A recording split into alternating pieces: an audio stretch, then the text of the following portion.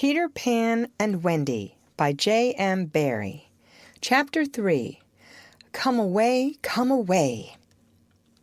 For a moment after Mr. and Mrs. Darling left the house, the night lights by the beds of the 3 children continued to burn clearly. They were awfully nice little night lights, and one cannot help wishing that they could have kept awake to see Peter. But Wendy's light blinked and gave such a yawn that the other 2 yawned also, and before they could close their mouths, all the 3 went out. There was another light in the room now, 1,000 times brighter than the night lights. And in the time we have taken to say this, it had been in all the drawers in the nursery, looking for Peter's shadow, rummaged the wardrobe, and turned every pocket inside out. It was not really a light.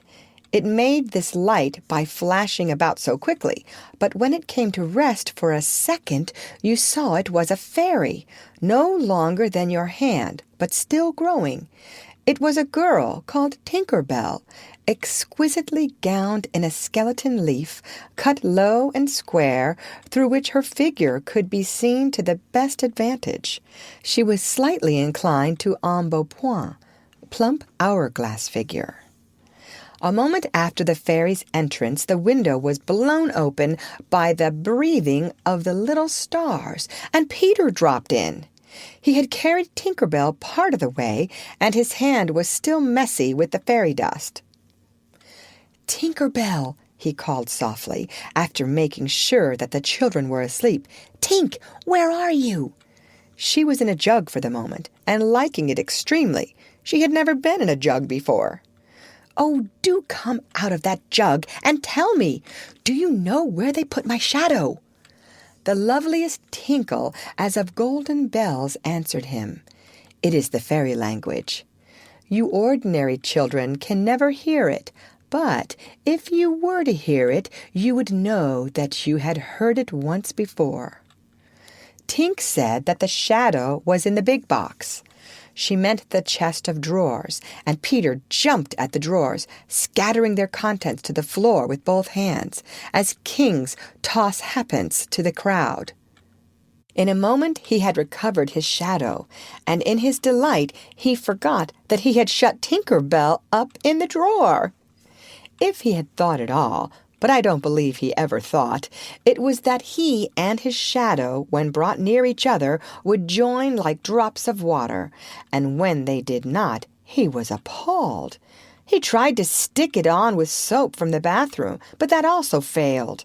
A shudder passed through Peter, and he sat on the floor and cried. His sobs woke Wendy, and she sat up in bed. She was not alarmed to see a stranger crying on the nursery floor. She was only pleasantly interested. "Boy," she said courteously, "why are you crying?" Peter could be exceeding polite also, having learned the grand manner at fairy ceremonies, and he rose and bowed to her beautifully. She was much pleased, and bowed beautifully to him from the bed. "What's your name?" he asked. "Wendy Moira Angela Darling," she replied with some satisfaction. "What is your name?" "Peter Pan." She was already sure that he must be Peter, but it did seem a comparatively short name. "Is that all?" "Yes," he said rather sharply. He felt for the first time that it was a shortish name. "I'm so sorry," said Wendy Moira Angela. "It doesn't matter." Peter gulped. She asked where he lived. "Second to the right," said Peter, "and then straight on till morning." "What a funny address." Peter had a sinking. For the first time he felt that perhaps it was a funny address. "No, it isn't," he said. "I mean," Wendy said nicely, remembering that she was hostess, "is that what they put on the letters?" He wished she had not mentioned letters. "Don't get any letters," he said contemptuously. "But your mother gets letters?" "Don't have a mother," he said. Not only had he no mother, but he had not the slightest desire to have one. He thought them very overrated persons. Wendy, however, felt at once that she was in the presence of a tragedy. "Oh, Peter, no wonder you were crying," she said, and got out of bed and ran to him. "I wasn't crying about mothers," he said rather indignantly. "I was crying because I can't get my shadow to stick on. Besides, I wasn't crying." "It has come off?" "Yes." Then Wendy saw the shadow on the floor, looking so draggled, and she was frightfully sorry for Peter. "How awful!" she said, but she could not help smiling when she saw that he had been trying to stick it on with soap. How exactly like a boy! Fortunately, she knew at once what to do. "It must be sewn on," she said, just a little patronizingly. "What's sewn?" he asked. "You're dreadfully ignorant." "No, I'm not." But she was exulting in his ignorance. "I shall sew it on for you, my little man," she said, though he was tall as herself, and she got out her housewife sewing bag and sewed the shadow on to Peter's foot. "I dare say it will hurt a little," she warned him. "Oh, I shan't cry," said Peter, who was already of the opinion that he had never cried in his life. And he clenched his teeth and did not cry, and soon his shadow was behaving properly, though still a little creased. "Perhaps I should have ironed it," Wendy said thoughtfully, but Peter, boylike, was indifferent to appearances, and he was now jumping about in the wildest glee. Alas, he had already forgotten that he owed his bliss to Wendy. He thought he had attached the shadow himself.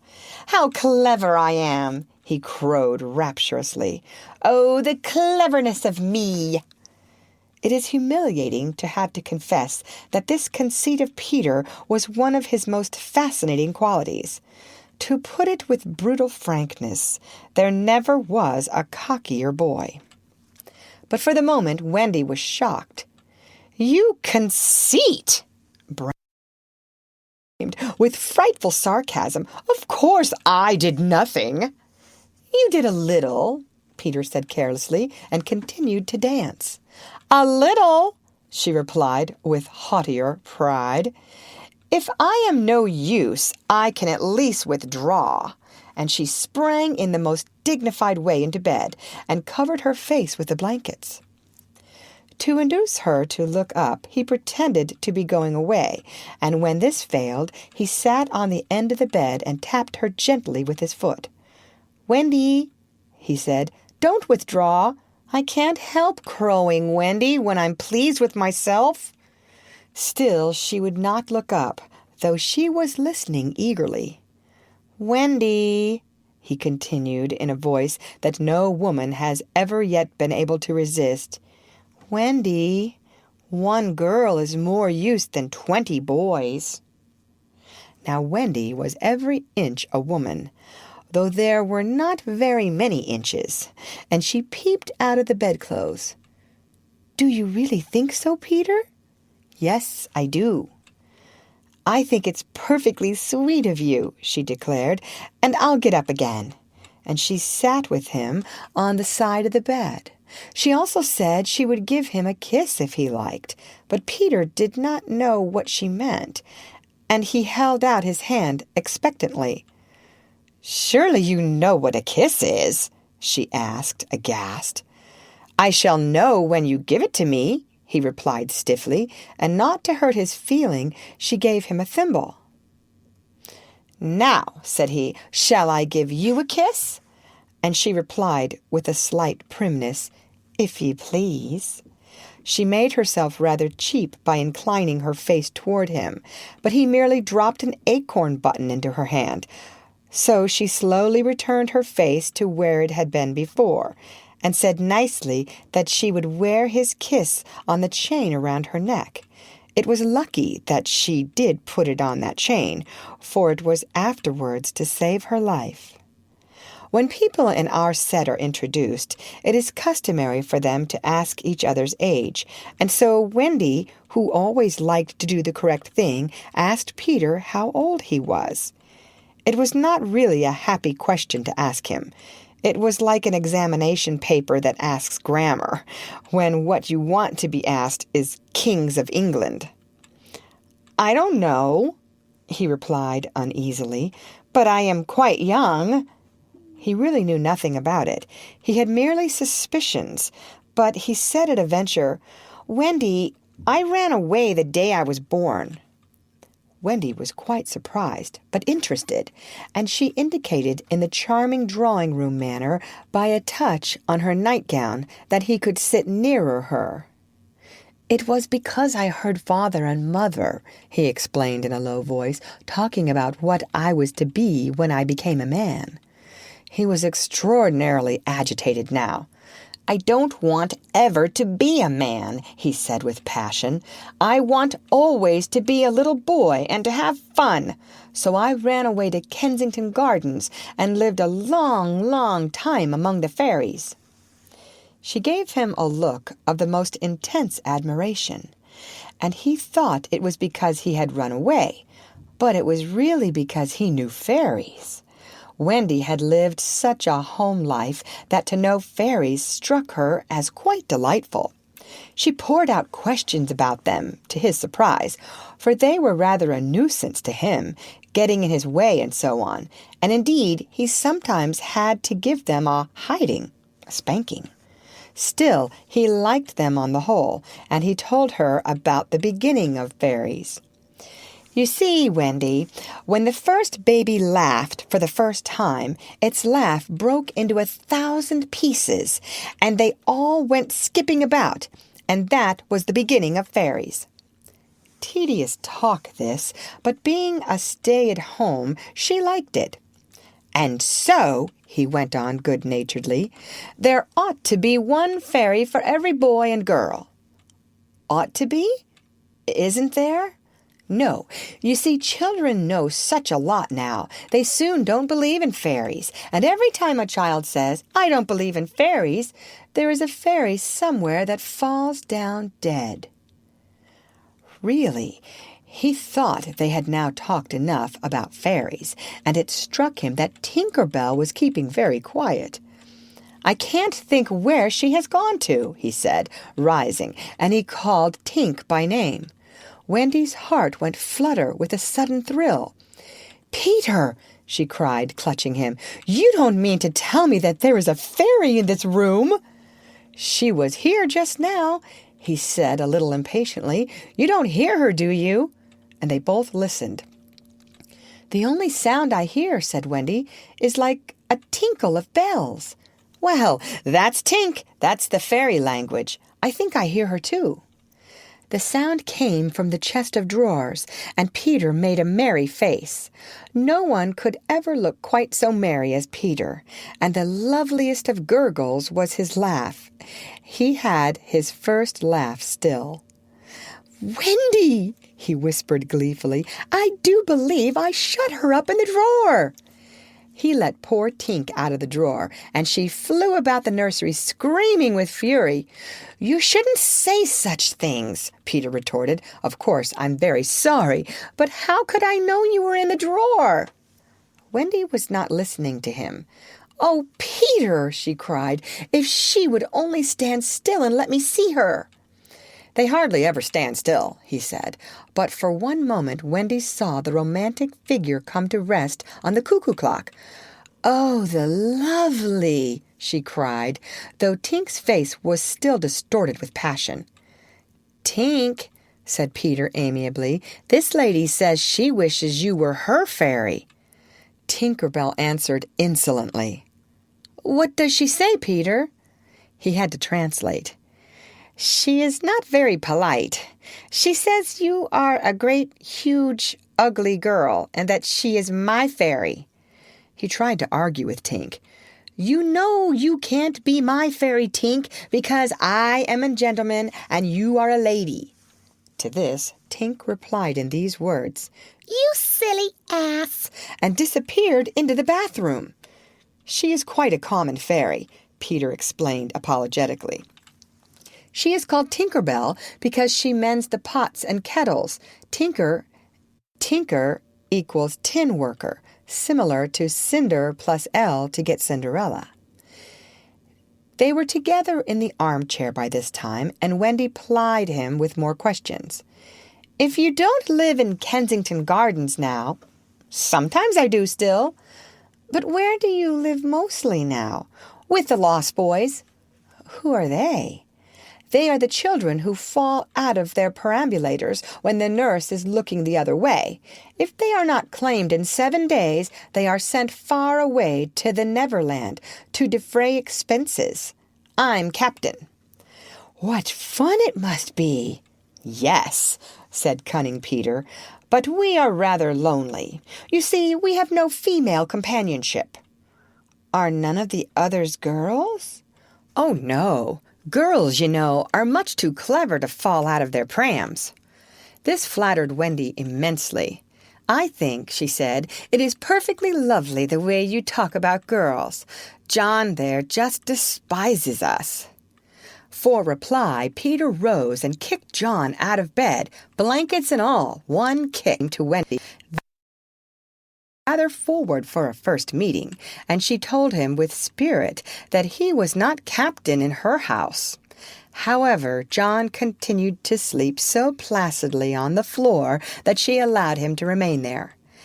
"And I know you meant to be kind," she said, relenting, "so you may give me a kiss." For the moment she had forgotten his ignorance about kisses. "I thought you would want it back," he said a little bitterly, and offered to return her the thimble. "Oh, dear," said the nice Wendy, "I don't mean a kiss. I mean a thimble." "What's that?" "It's like this." She kissed him. "Funny," said Peter gravely. "Now shall I give you a thimble?" "If you wish to," said Wendy, keeping her head erect this time. Peter thimbled her, and almost immediately she screeched. "What is it, Wendy?"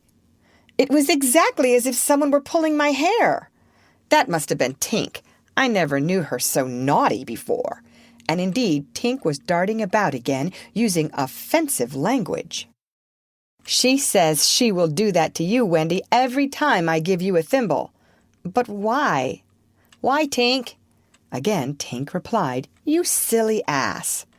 Peter could not understand why, but Wendy understood, and she was just slightly disappointed when he admitted that he came to the nursery window not to see her, but to listen to stories.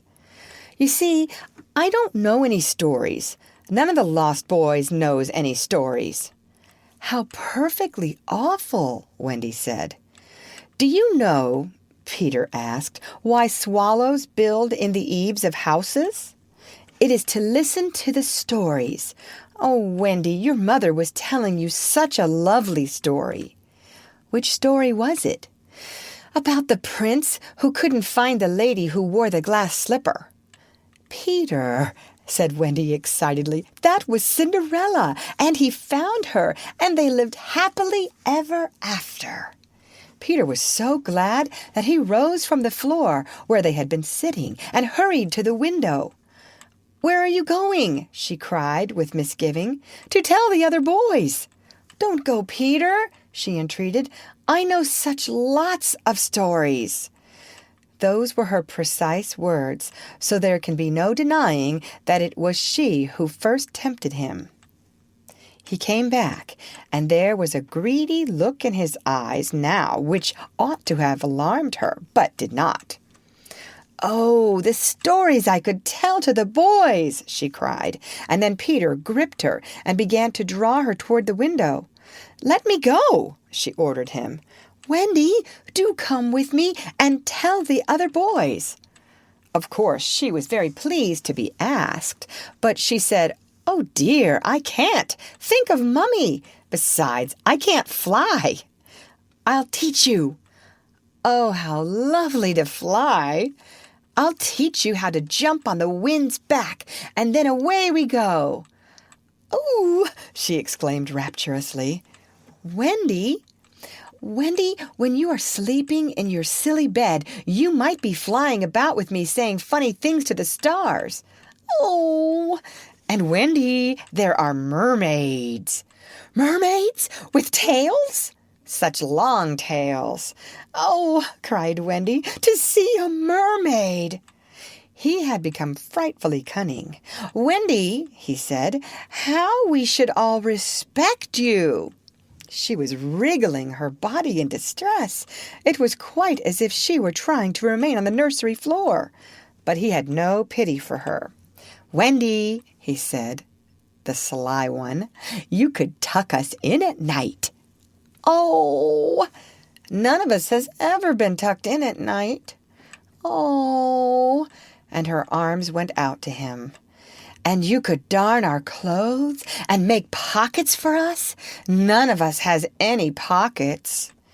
How could she resist? "Of course, it's awfully fascinating," she cried. "Peter, would you teach John and Michael to fly too?" "If you like," he said indifferently, and she ran to John and Michael and shook them. "Wake up!" she cried. "Peter Pan has come, and he is to teach us to fly." John rubbed his eyes. "Then I shall get up," he said. Of course, he was on the floor already. "Hello," he said. "I'm up." Michael was up by this time also, looking as sharp as a knife with 6 blades and a saw, but Peter suddenly signed silence. Their faces assumed the awful craftiness of children listening for sounds from the grown-up world. All was as still as salt. Then everything was right. No, stop! Everything was wrong. Nana, who had been barking distressfully all the evening, was quiet now. It was her silence they had heard. "Out with the light! Hide! Quick!" cried John, taking command for the only time throughout the whole adventure. And thus, when Liza entered, holding Nana, the nursery seemed quite its old self, very dark, and you would have sworn you heard its 3 wicked inmates breathing angelically as they slept. They were really doing it artfully from behind the window curtains. Liza was in a bad temper, for she was mixing the Christmas puddings in the kitchen and had been drawn from them, with a raisin still on her cheek by Nana's absurd suspicions. She thought the best way of getting a little quiet was to take Nana to the nursery for a moment, but in custody, of course. "There, you suspicious brute," she said, not sorry that Nana was in disgrace.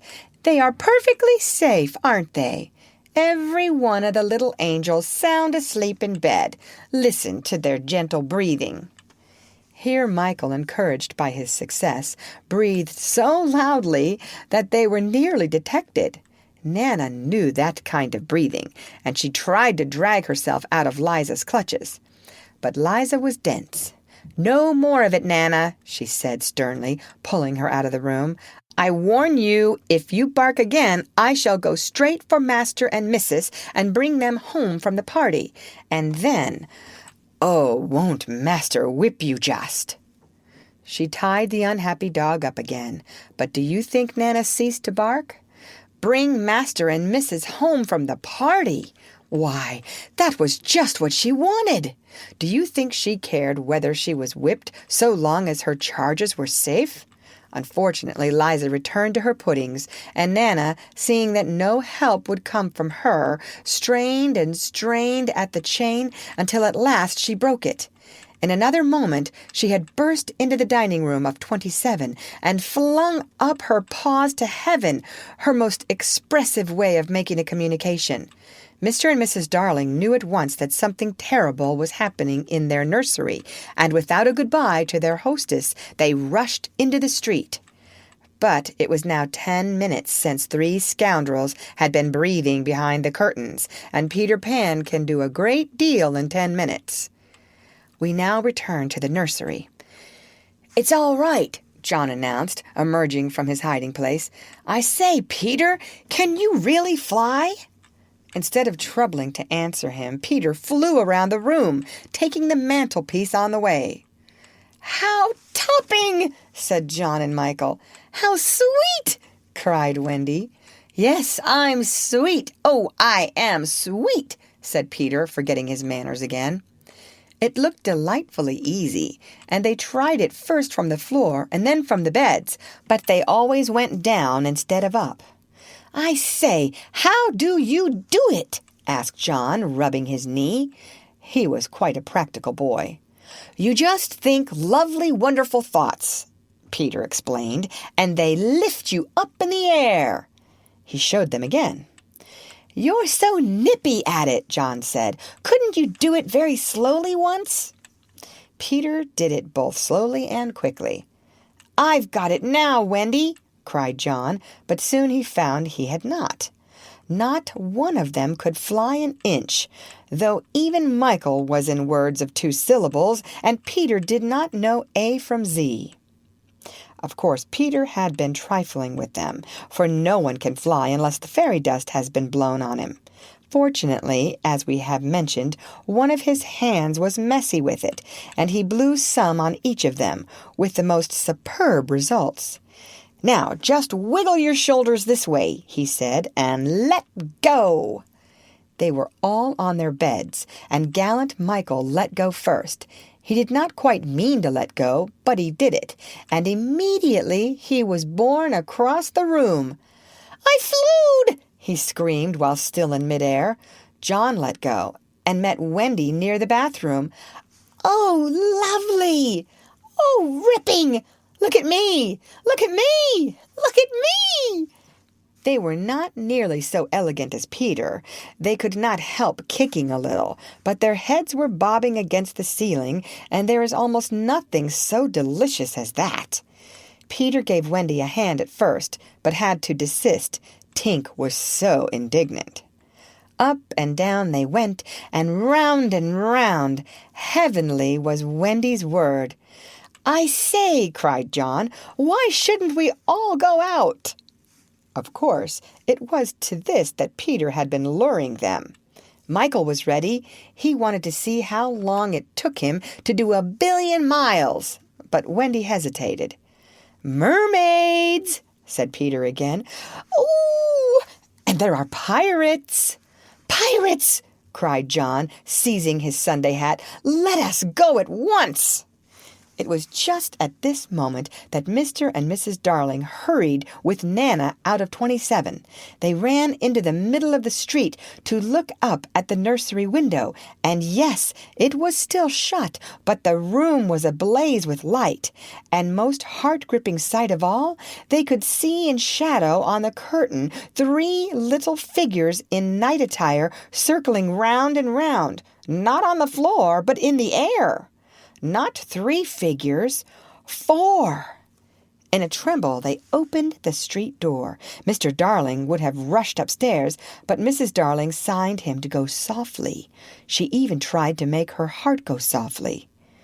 Will they reach the nursery in time? If so, how delightful for them, and we shall all breathe a sigh of relief. But there will be no story. On the other hand, if they are not in time, I solemnly promise that it will all come right in the end. They would have reached the nursery in time had it not been that the little stars were watching them.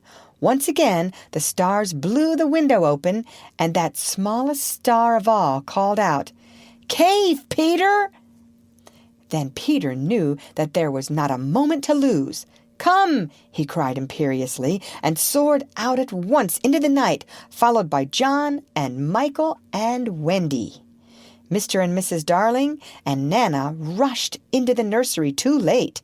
The birds were flown. End of chapter. Read by Lorraine Montgomery for Lit2Go on the web at fcit.usf.edu.